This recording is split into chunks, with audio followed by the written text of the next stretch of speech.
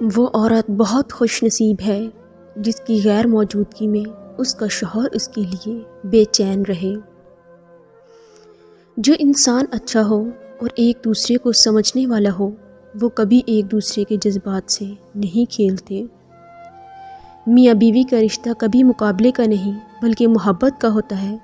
اگر یہ مقابلے کا ہونا شروع ہو جائے تو یہ رشتہ خاک میں مل جاتا ہے۔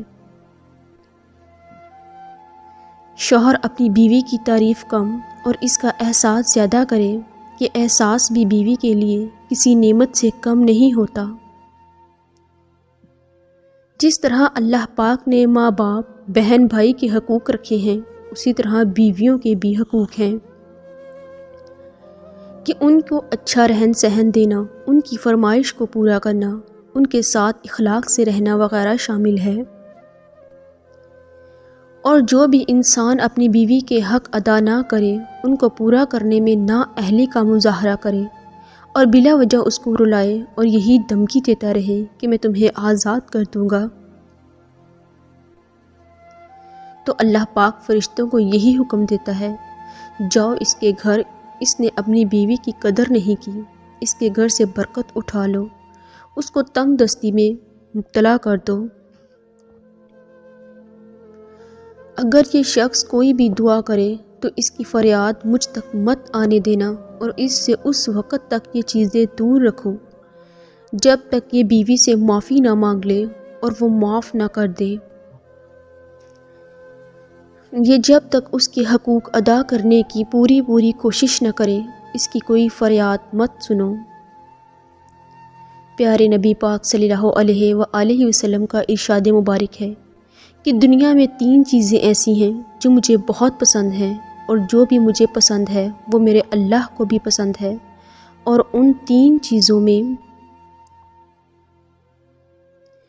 پہلا نماز مجھے بہت پسند ہے اور یہ اللہ کو بھی بہت پسند ہے، دوسرا خوشبو لگانا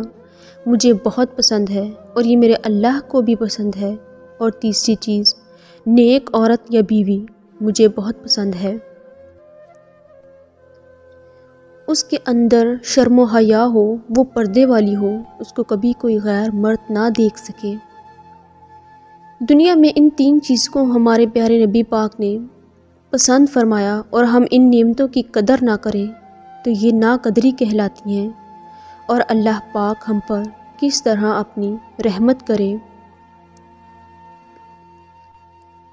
آپ کو چاہیے کہ جہاں تک ہو سکے اپنی بیوی کا حق ادا کرے، کبھی اس پہ بلا وجہ دباؤ مت ڈالے،